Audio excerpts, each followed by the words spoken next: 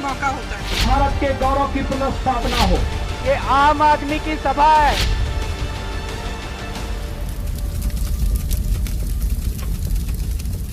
उत्तर प्रदेश के आगामी चुनावों की लड़ाई अब शुरू होने ही वाली है। चारों ओर अब चुनाव की चर्चाएं होने लगी हैं। बस कुछ ही समय बाद अगर माहौल सही रहा तो आचार संहिता भी लग जाएगी। यहाँ अगर हम बात करें तो फिलहाल सत्तारूढ़ भारतीय जनता पार्टी और मुख्य विपक्षी दल समाजवादी पार्टी के बीच ही उत्तर प्रदेश की ये लड़ाई सिमटती दिखाई दे रही है। लखनऊ के सपा कार्यालय से इस समय हमारे साथ समाजवादी पार्टी की राष्ट्रीय प्रवक्ता और अंतर्राष्ट्रीय ख्याति प्राप्त शायर मुनव्वर राना की बेटी सुमैया राना मौजूद हैं। सुमैया राना पिछले कुछ दिनों से बेहद चर्चा में रही हैं, चाहे वो CAA का मामला रहा हो और NRC का मामला रहा हो। उत्तर प्रदेश सरकार ने इन पर हमेशा ही जो है नज़र रखी है और पिछले दिनों इन पर कई बार जो है मुकदमे भी हुए थे। सुमैया राना जी, बहुत बहुत खैर मकदम है आपका। Thank you so much. पहला सवाल ये है कि एक शायर की बेटी होने के बाद राजनीति में कदम रखना क्यों आपने मुनासिब समझा? सवाल थोड़ा देर से किया आपने। देखिए, होता क्या है कि कलम की अपनी एक दुनिया होती है। कुछ चीज़ें कलम से सुधारी जा सकती हैं, कुछ चीज़ें ऐसी होती हैं जो आपको पब्लिक के बीच में रहना पड़ता है। जाहिर सी बात है, पॉलिटिक्स समाज सेवा का एक अच्छा और बड़ा रूप है जिसको भले आजकल के नेता भूल गए हों, लेकिन मेरी नज़र में मैं एक समाज सेविका थी और पॉलिटिक्स एक अच्छा था। मेन स्ट्रीम पॉलिटिक्स में आने की वजह यही थी कि हम जनता से सीधे जुड़ेंगे और जहाँ पर समाजवादी पार्टी जैसी पार्टी हो, जिस प्रदेश में खासकर हमारे जो रहनुमा हैं, जो हमारा शीर्ष नेतृत्व है, हमारे राष्ट्रीय अध्यक्ष अखिलेश यादव जी का अगर हमारे ऊपर हाथ है तो इसका मतलब ये है कि हम सीधे तौर पर जनता की समस्याओं से जुड़ेंगे और उनको हल कर सकेंगे। यही मुख्य वजह थी हमारी पॉलिटिक्स में। मैडम, अगर आपने जब वजह बताई है तो मैं वजह आपसे और पूछूंगा कि सपा को ही क्यों चुना? कांग्रेस भी थी, BSP भी थी, आखिर सपा से ही लगाव क्यों रहा आपका? देखिए, सबसे बड़ी बात यह है कि जनता नेताओं से जुड़ाव चाहती है और कार्यकर्ता अपने शीर्ष नेतृत्व से सीधे बात करना चाहता है। मेरे ख्याल से पूरे भारतवर्ष में अगर कोई पॉलिटिकल पार्टी का शीर्ष नेतृत्व ऐसा हो कि वो अपने छोटे से छोटे कार्यकर्ता से लेकर बड़े कद्दावर नेताओं के साथ सीधे संपर्क में रहता है तो वो सिर्फ राष्ट्रीय अध्यक्ष श्री अखिलेश यादव जी हैं, जिन्होंने माननीय नेताजी के परंपरा को आगे बढ़ाया और लोगों के साथ जुड़ के रहे। मैं ये नहीं चाहती थी कि मैं बीच के जंजाल में फंस के रह जाऊं और शीर्ष नेतृत्व तक मेरी पहुंच ना हो। और राष्ट्रीय अध्यक्ष जी ने मेरा सम्मान किया और मेरी उम्मीदों पर पूरी तरह खरे उतरे। इसलिए मुझे खुशी है कि समाजवादी पार्टी मेरी पहली पसंद और आखिरी पसंद थी। आपने कहा मैं उम्मीदों पर उतरे, तो हमारा सवाल ये रहेगा, CAA NRC पर बहुत एक्टिव रही थी आप, पूरे देश के अंदर आपकी चर्चाएं रही थी। इसी के दौरान इस बात का खुलासा कर दिया था कि CAA NRC पर जिन लोगों पर भी फर्जी मुकदमे हुए हैं उनको वो निश्चित तौर पर सरकार बनने पर वापस किए जाएंगे। उसके अलावा भी जब घंटाघर प्रोटेस्ट लखनऊ में चल रहा था, खासकर उस वक्त में जो वहाँ पर मौतें हुई थी उनको जिस तरीके से मुआवजा देना राष्ट्रीय अध्यक्ष जी ने किया था, इंसानियत का परिचय यही होता है कि अगर वहाँ पर कोई ऐसी दुर्घटना हो गई हो, कोई किसी की डेथ हो गई हो तो उसके दुख में खड़ा होना यही नेता का सबसे बड़ा कर्तव्य है और वो उन्होंने पूरी तरीके से निभाया था। उसी वक्त वो हमारे दिल में उतर गए थे और हमने ये सोच लिया था कि अगर कभी ज़िंदगी में पॉलिटिकल पार्टी ज्वाइन करनी होगी तो वो समाजवादी पार्टी।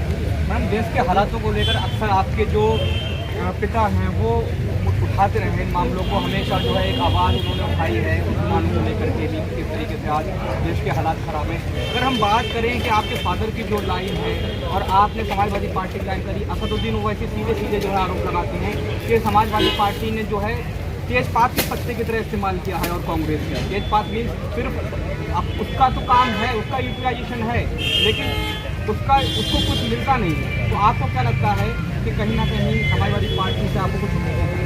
देखिए, जिन महाशय का आपने नाम लिया वो एक डिस्ट्रक्टिव पर्सन है, उनकी पार्टी डिस्ट्रक्शन में उनको यकीन रखती है और वो जिस तेज पत्ते का इस्तेमाल कर रहे हैं, अभी तक उनको वो दरी नहीं लगती थी जब वो खुद कांग्रेस के साथ सरकार में थे। उस वक्त भी उनको मस्जिद नज़र नहीं आती थी जब आंध्रा में मस्जिदों पर हमले हो रहे थे। खैर, मुझे उस पर बिल्कुल भी नहीं जाना।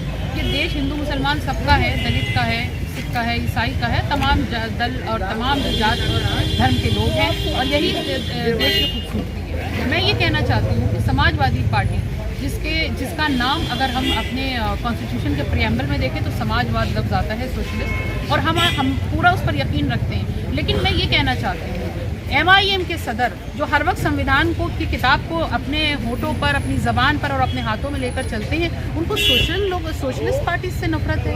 वो समाजवादी पार्टी को टारगेट करते हैं, वो सेक्युलर पार्टी को टारगेट करते हैं। मुझे समझ में नहीं आता कि एक्चुअली उनको प्रॉब्लम भारतीय जनता पार्टी से है कि सेक्युलर पार्टी से है। मुझे उस पर जाना भी नहीं है, क्योंकि उनकी कार्यप्रणाली जो है वो देश के हर वर्ग को मालूम है कि वो क्या करने आते हैं और क्या करके चले जाते हैं।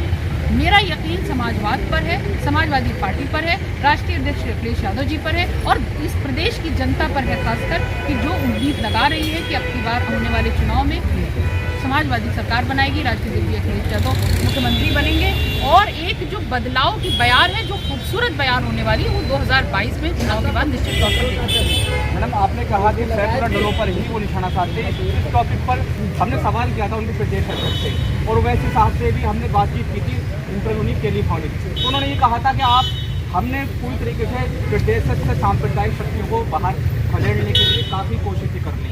हमने प्रस्ताव दिए, सपा को भी दिए और पार्टी को भी दिए। हमसे गठबंधन नहीं करा जा रहा, 2% वादी जो है दलों से हो रहा, 3% वालों से हो रहा है। तो आपने जब ये कहा कि वो सेकुलर दलों पर करते हैं, तो उनका ये सीधा सा आरोप था कि हमसे गठबंधन में अगर वो सांप्रदायिकता पर बात करें तो सबसे बड़े सांप्रदायिक बयान तो उनके भाई देते आए हैं। एक धर्म के लोगों के बारे में, उनके देवी देवताओं के बारे में क्या क्या बात करते हैं। तो देखिए, जो मुसलमानों की अगर बात करें, वो जो मुसलमान सेक्युलर है तो ये चाहता है कि देश में अमन और अमान बना रहे। कि बाहर था, बहरहाल उन्होंने नुकसान पहुंचाने आए थे, नुकसान पहुंचाया और जो वो चाह रहे थे वो करके गए। लेकिन उत्तर प्रदेश की जनता इतनी बेवकूफ़ नहीं है। उत्तर प्रदेश पूरी देश की राजनीति तय करती है, यहाँ का वोटर पूरी देश की राजनीति तय करता है। सरकार बनाने में अब की बार वो अपने विवेक का काम भी लेगा और किस तरीके से इन जैसी सांप्रदायिक पार्टी, चाहे वो RSS हो, विश्व हिंदू परिषद हो, भारतीय जनता पार्टी हो या इतनी और MIM हो, ऐसे कितने घटक दल होंगे जो देश की जनता को तोड़कर अपना उल्लू सीधा करना चाहते हैं, उनको पूरी तरीके से नकारेंगे। अनारक्षी को लेकर के अभी भी जो है लोगों में आशंकाएं हैं देशवासियों। आप क्योंकि आंदोलन से जुड़ी रही हैं और बड़ा चर्चित रही हैं, बड़े आप बड़ा नाम रहा है आपका। मैं जानना चाहूँगा कि कोई ऐसा आपकी बातचीत हो रही है कि ये अनारक्षी को लेकर के क्या सपा सरकार आगे जो है संसद में इसका विरोध करेगी, इसको जो है बात की कोई ना कोई आंदोलन या संसद में कोई आवाज़ उठाएगी, कैसा बात संवैधानिक तरीके से जो कुछ भी होगा इस तरीके से किसान आंदोलन वापस हुआ? आपको लगता है कि ये NRC वगैरह वापस होनी चाहिए? बिल्कुल होना चाहिए। CA जैसा कानून हमारे देश के लिए नहीं है, क्योंकि इस देश में सबका हक बराबर से है। सबने खून की नदियाँ बराबर से बहाई थी, बलिदान दिए थे, इसलिए यहाँ पर हर दल, हर जात, हर धर्म के लोगों का बराबर से हिस्सा है और वो हिस्सेदारी कोई हमसे छीन नहीं सकता। मैडम, आपको राष्ट्रीय प्रवक्ता बनाया है, काफ़ी लंबा समय का, साल से ऊपर हो गई, तो क्या उपयोगिता है? पार्टी ने आपको क्या क्या जो है वो दे रखा है सम्मान? देखिए, सबसे बड़ी जिम्मेदारी मैं एक कार्यकर्ता के रूप में हूँ। राष्ट्रीय प्रवक्ता उन्होंने मुझे बनाया, ये उनका बड़प्पन है। मुझे खुशी है इस बात की कि मैं कुछ काम आ सकूँ। एक कार्यकर्ता अगर वो मुझे राष्ट्रीय प्रवक्ता नहीं भी बनाते तो भी मैं एक कार्यकर्ता और जिम्मेदार कार्यकर्ता की तरह मैं काम करती पार्टी के लिए, क्योंकि मुझे पता है कि समाजवादी पार्टी ही एक अकेला ऐसा ऑप्शन है उत्तर प्रदेश के लिए जो इस प्रदेश में खुशहाली दोबारा ला सकता है, जैसे 2012 में रही थी। और रही बात राष्ट्रीय प्रवक्ता बनाने की, मेरी जिम्मेदारी ये है कि मैं पार्टी का पक्ष रखूं, पार्टी लाइन की बात करूं और उसके अलावा जो भी और बेहतरी हो सकती हो और आगे भी जो कुछ राष्ट्रीय अध्यक्ष जी का दिशा निर्देश होगा, जो वो चाहेंगे, वो उनको लगेगा उपयोगिता मेरी कहीं कमी तो मैं हासिल। मैडम, पिछले 2-2.5 दशकों में जब से सत्ता का गठन हुआ है, एक बहुत ही प्रभावी चेहरा थे आजम खान साहब। इस बार आजम खान के बगैर चुनाव होने जा रहा है। अभी तक समाजवादी पार्टी ने कोई ऐसा चेहरा नहीं तलाशा है, हमें नहीं दिखाई दे रहा है। क्या अखिलेश यादव को आजम खान को सब्स्टिट्यूट तैयार नहीं करना चाहिए? अब देखिए, ये तो राष्ट्रीय नेतृत्व तय करेगा कि आजम खान साहब, क्योंकि एक बैकबोन ही कहा जाएगा, one of the backbone party के लिए, और वो एक ऐसा नाम है जिसके बिना समाजवादी पार्टी की कल्पना भी नहीं की जा सकती। क्योंकि जाहिर सी बात है, जिस तरह नेताजी का और उनका साथ रहा है, जिस तरह नेताजी ने उन पर भरोसा जताया हमेशा, जिस तरह राष्ट्रीय अध्यक्ष अखिलेश यादव जी ने उनका सम्मान किया, उनकी बात को रखी, तो कहीं ना कहीं उनका महत्व तो कहीं उसका कोई बदल नहीं हो सकता आजम खान साहब का। हाँ, लेकिन ये है कि अब राष्ट्रीय अध्यक्ष जी को जो भी जिस चेहरे में भी ये नज़र आएगा कि कहीं ना कहीं उनका इस्तेमाल इस तरीके से किया जाता है, पार्टी को मजबूती हो, लोगों का उनके ऊपर भरोसा बने, तो ये अब उनका फैसला है, इसमें मेरा तो कोई बोल नहीं। चुनाव लड़ेगी और लड़ेगी तो कहाँ से लड़ेगी? ये बहुत जटिल समस्या है मेरे लिए, क्योंकि मैंने कहीं से आवेदन नहीं किया, मैं ये खुलासा कर देती हूँ। आपकी कुछ इच्छाएं तो हैं पार्टी से आपने अपनी बात भी की होगी, तो आपको क्या लगता है कोई च्वाइस आपकी? देखिए, पहले शुरू में मेरी बात हुई थी राशिद जी से, तो उन्होंने ही ये बात कही थी मुझसे कि आप प्राइमरीली सदर का देखिए, लेकिन मैंने थोड़ा सा उसको किया था। मुझे नहीं पता कि क्या है जो वो कहेंगे। चुनाव लड़ने में अगर पार्टी की बेहतरी होगी, मैं कुछ दे सकती होंगी पार्टी को कोई सीट जीत के लाके। मैंने ये बात साफ उनसे कही थी कि अगर आपको कहीं से ये लगता होगा कि मैं पार्टी को जिता के ला सकती हूँ उस सीट से, तो आप मुझे टिकट दीजिएगा, मुझ पर भरोसा करिएगा, वरना मैं एक कार्यकर्ता की तरह काम करने के लिए तैयार हूँ। मुझे इसमें खुशी होगी कि सरकार बननी चाहिए। Hey there. Subscribe to my channel. And also press this bell icon.